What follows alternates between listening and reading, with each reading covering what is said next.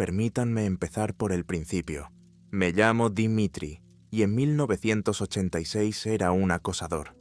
No el tipo de acosador que acecha en los callejones o mira a través de las ventanas. En la Unión Soviética, el término tenía un significado diferente para los hombres como yo, aquellos dispuestos a traspasar zonas prohibidas en aras de la supervivencia, el beneficio o a veces la pura curiosidad. Mi territorio, la central nuclear de Chernóbil y su extensa zona de exclusión. Abril de ese año fue inusualmente cálido. Los bosques de los alrededores de Pripyat estaban llenos de sonidos primaverales, pero ni siquiera la naturaleza podía ocultar la tensión que flotaba en el aire. La central estaba realizando pruebas en el reactor número 4, y, aunque yo no estaba al tanto de los detalles, sabía lo suficiente para mantenerme alejado del núcleo. Sin embargo, aquella noche todo cambió. Me encontraba dentro de uno de los edificios de almacenamiento en desuso, a las afueras de la instalación principal, cuando ocurrió. El suelo tembló bajo mis pies, seguido de un estruendo bajo y gutural que parecía provenir de la propia tierra. Luego llegó la luz, un destello tan cegador que pintó las paredes de mi escondite de un blanco abrasador. No necesitaba que un científico me dijera lo que significaba. Algo dentro del reactor había salido catastróficamente mal.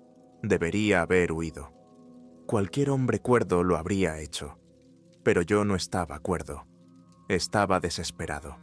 Tenía deudas, una madre enferma en Kiev y ninguna perspectiva fuera de las sombras de Chernóbil.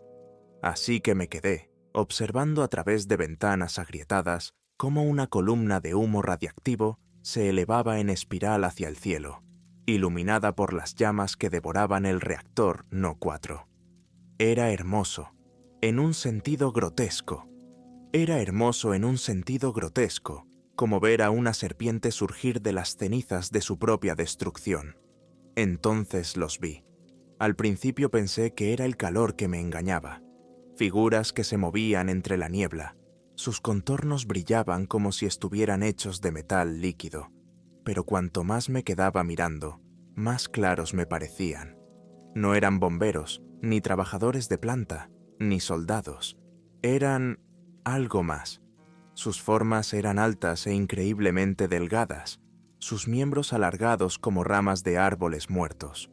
Sus cabezas eran óvalos sin rasgos, carentes de ojos, boca o nariz. Se movían con una gracia extraña, casi mecánica, pisando escombros y caminando directamente hacia el corazón del infierno sin vacilar. Fueran lo que fueran, no pertenecían a este mundo. Me agaché, con el corazón martilleándome en el pecho. Sabía que debía marcharme, pero el peso de su presencia me inmovilizó.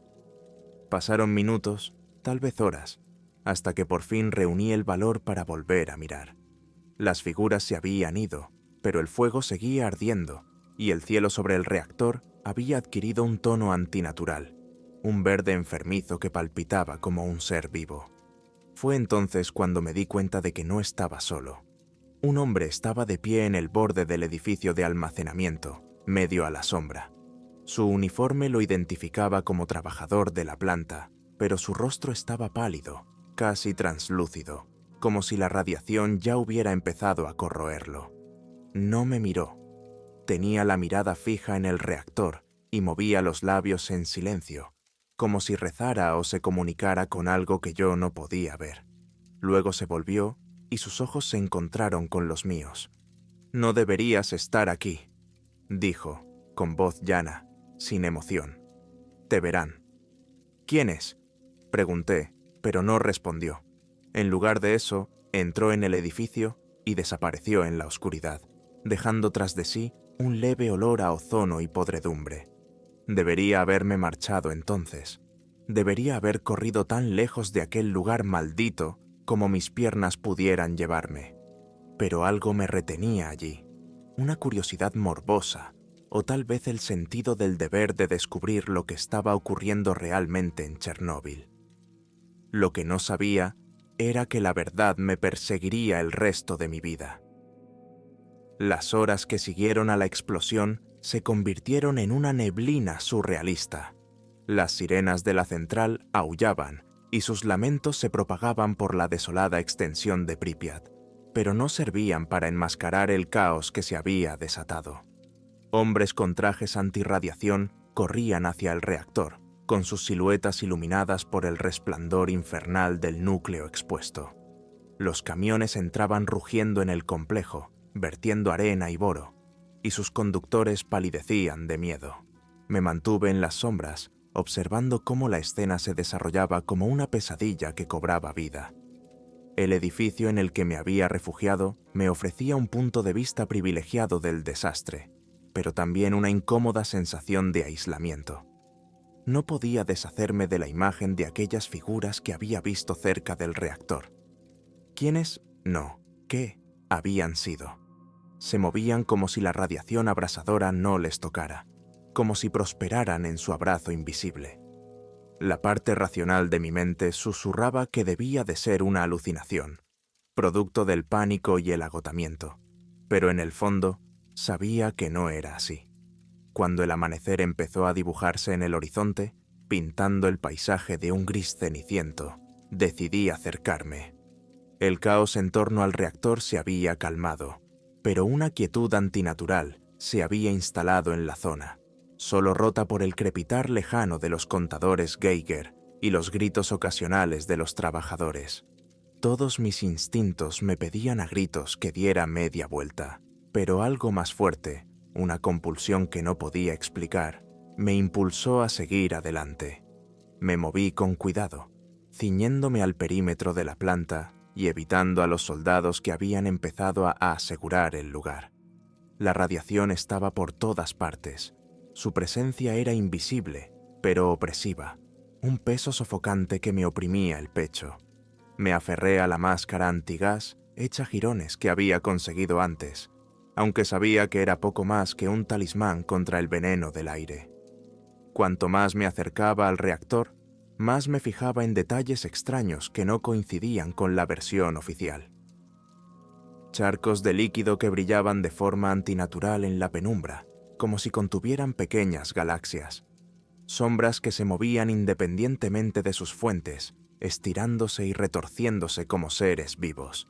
Y luego estaban los susurros, tenues al principio, como el susurro de las hojas, pero cada vez más fuertes a medida que me acercaba al reactor. Hablaban en un idioma que no entendía, gutural y extraño, pero su tono era inconfundible, imperioso, casi hipnótico. En este estado de inquietud, me encontré cerca de los restos del reactor número 4. La destrucción superaba todo lo que yo hubiera podido imaginar. La destrucción superaba todo lo que hubiera podido imaginar. El techo había desaparecido. El núcleo estaba al descubierto, y su corazón era una masa fundida de escoria incandescente que latía con un ritmo antinatural. El aire brillaba con el calor y la radiación, distorsionando la escena como un espejismo. Mientras permanecía allí, paralizado por el espectáculo, me di cuenta de un movimiento en la periferia de mi visión. Lenta y deliberadamente, giré la cabeza y me quedé paralizado. Estaban allí de nuevo. Las figuras. Esta vez eran más, una docena o más, y sus formas eran aún más claras a la luz del día. Se movían al unísono. Sus movimientos eran deliberados, como si estuvieran realizando algún tipo de ritual. Uno de ellos levantó un brazo, apuntándome directamente.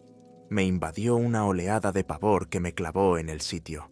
Quería correr, esconderme, pero mi cuerpo se negaba a obedecer. Entonces, sin previo aviso, la figura bajó el brazo y empezó a avanzar hacia el reactor.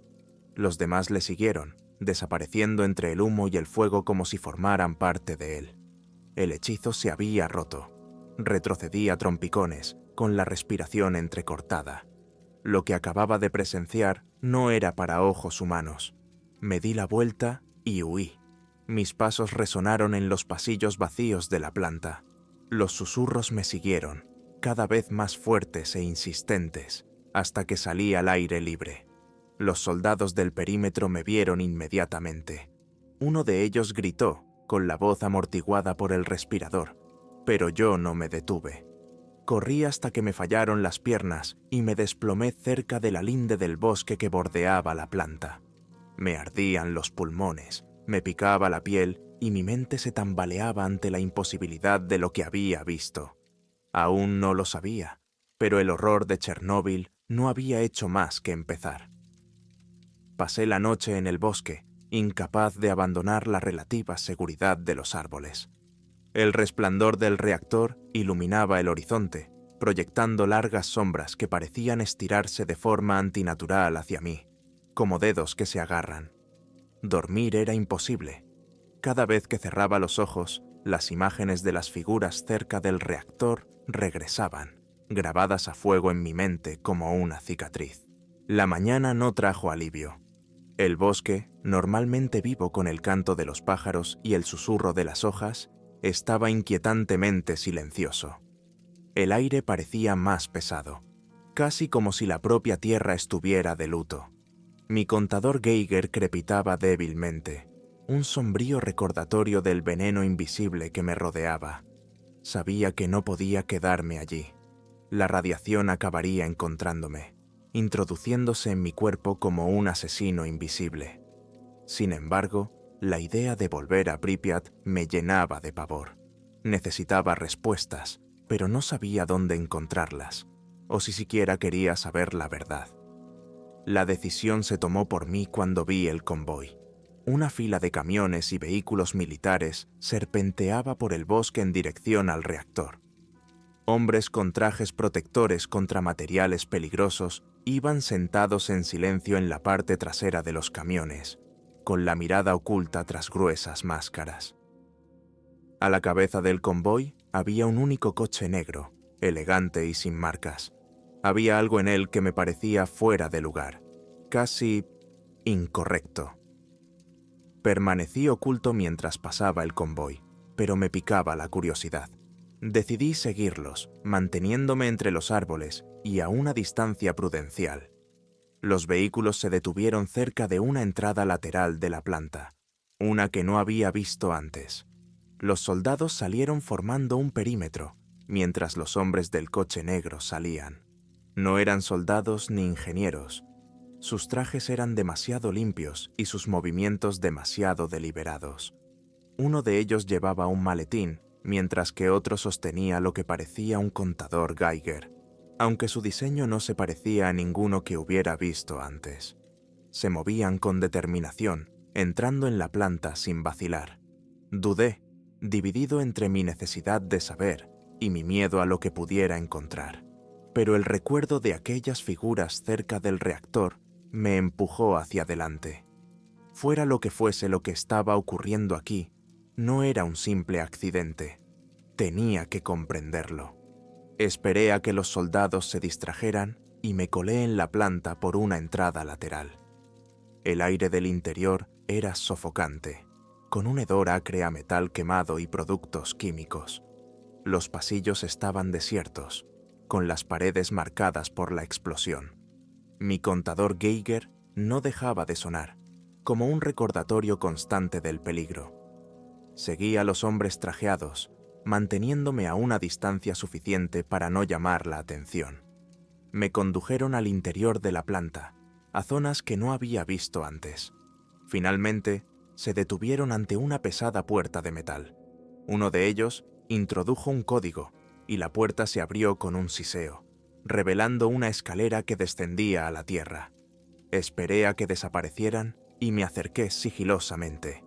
La escalera estaba a oscuras, iluminada únicamente por una tenue luz roja que parecía latir como un corazón. Descendí con cautela, cada paso me alejaba más de la superficie y me adentraba más en lo desconocido. Al final de la escalera, me encontré en una enorme cámara. Las paredes estaban revestidas de maquinaria, cuyos diseños no se parecían a nada que hubiera visto antes. Había símbolos extraños grabados en el metal, que brillaban débilmente en la penumbra. En el centro de la sala había una enorme estructura, una esfera suspendida por gruesos cables. Emitía una luz verde enfermiza que proyectaba sombras cambiantes por toda la sala. Los hombres trajeados estaban reunidos a su alrededor, hablando en voz baja. No podía oír sus palabras, pero su lenguaje corporal lo decía todo. Estaban tensos, casi reverentes, como si estuvieran ante algo sagrado o peligroso. Entonces lo vi. Movimiento dentro de la esfera. Al principio fue sutil, una ondulación en la luz, pero se hizo más pronunciado. Surgió una forma, indistinta pero innegablemente viva. Se apretaba contra la superficie de la esfera, su forma cambiaba y se retorcía como el humo en un frasco. Los hombres trajeados retrocedieron y sus voces se hicieron más fuertes. Uno de ellos abrió el maletín, mostrando un extraño dispositivo cubierto de diales e interruptores. Lo ajustó y la esfera brilló con más intensidad, llenando la cámara con su luz. La forma que había dentro gritó. No fue un sonido en el sentido tradicional, sino más bien una vibración que resonó en mis huesos, un aullido primitivo que pasó por alto mis oídos y llegó directamente a mi mente. Me tapé los oídos con las manos, pero no sirvió de nada. El sonido estaba dentro de mí, desgarrando mis pensamientos. No sé cuánto duró. ¿Segundos? ¿Minutos? Cuando por fin paró, estaba de rodillas, jadeando. La esfera volvía a estar en penumbra, y su luz parpadeaba débilmente. Los hombres trajeados se movían con rapidez y frenesí. Entonces me di cuenta de que tenía que salir. Fuera lo que fuese lo que estaban haciendo aquí, escapaba a mi comprensión y a mi cordura. Me di la vuelta y huí, volviendo sobre mis pasos por la planta. Los susurros volvieron, ahora más fuertes, casi suplicantes. Los ignoré, concentrándome únicamente en escapar. Cuando llegué a la superficie, el sol se estaba poniendo y proyectaba largas sombras sobre la tierra. El convoy había desaparecido, dejando solo silencio a su paso.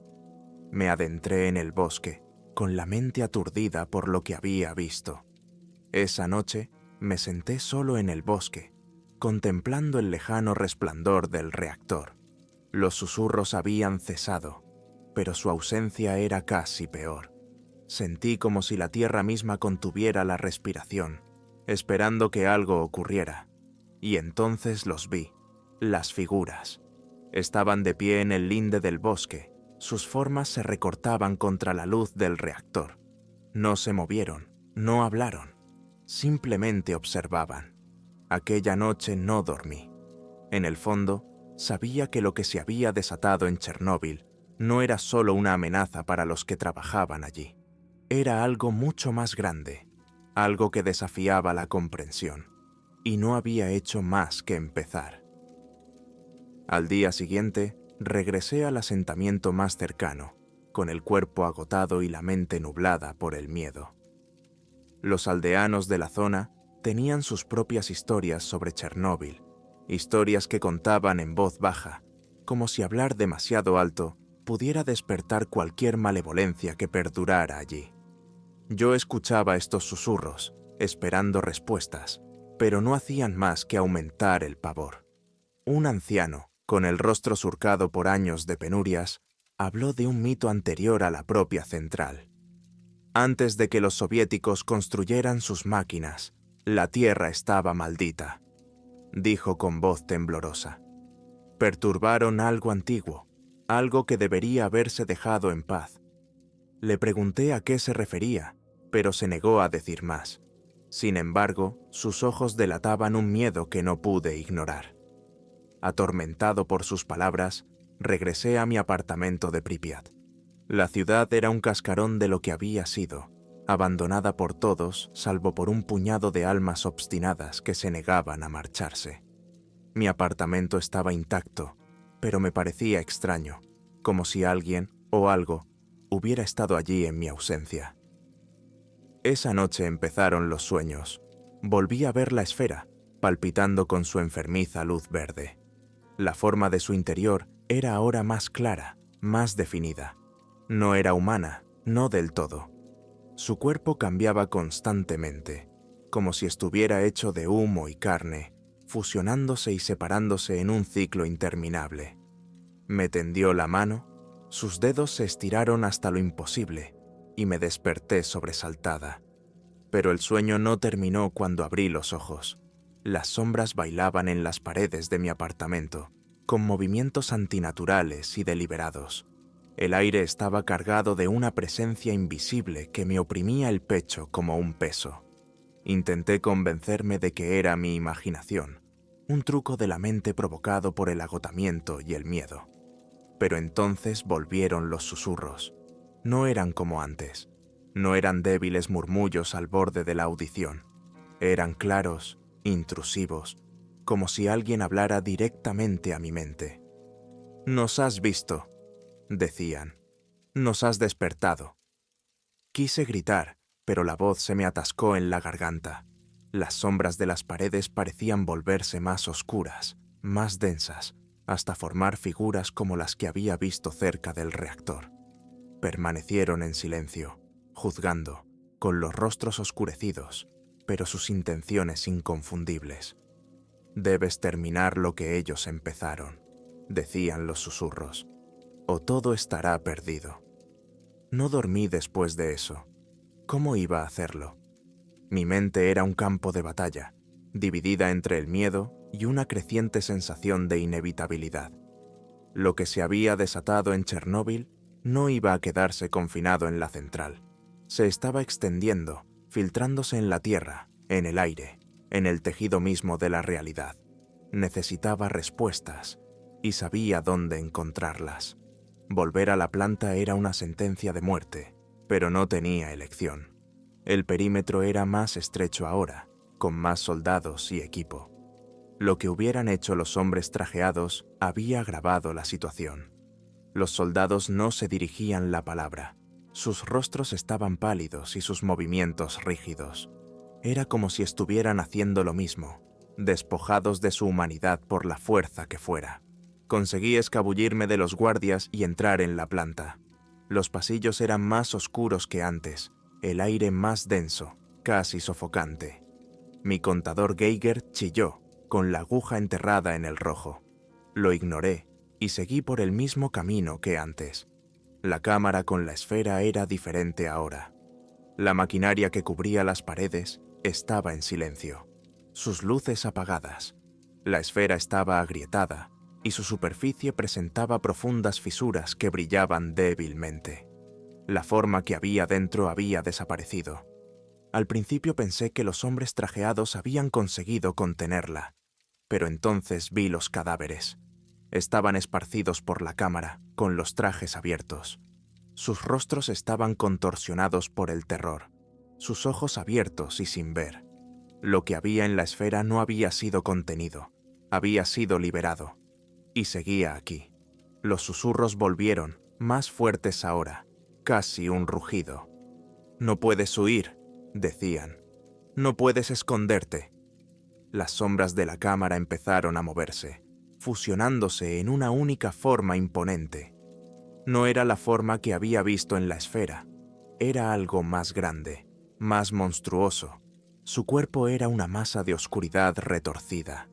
Unos ojos, decenas de ellos, se abrieron sobre su forma y me miraron directamente. «Nos trajiste de vuelta», dijo. Su voz era un coro de susurros y gritos. «Ahora serás testigo». Retrocedí dando tumbos, con la mente en blanco. No era solo una criatura, era una fuerza, algo que escapaba a la comprensión humana. Se acercó a mí. Sus miembros sombríos se extendieron por la cámara. Pero entonces lo vi. En la pared, detrás de la esfera, había un panel de control cuyos botones e interruptores brillaban tenuemente. No sabía qué controlaba, pero no tenía otra opción. Corrí hacia él y el rugido de la criatura hizo temblar el suelo bajo mis pies. Apreté el botón más grande y la cámara se inundó de luz. La criatura gritó y su forma se disolvió en las sombras. La esfera pulsó una vez, 2 veces, y luego explotó en un estallido de luz verde. Cuando desperté, estaba fuera de la planta, tumbado en el bosque. El reactor estaba en silencio. Su resplandor se había apagado. Los susurros habían desaparecido y el aire parecía más ligero. como si me hubiera quitado un peso de encima, pero las cicatrices permanecían, no solo en la tierra, sino también en mí. Sabía que la criatura no se había ido de verdad. Ahora formaba parte de mí, una sombra en un rincón de mi mente, esperando. Y sabía que un día volvería.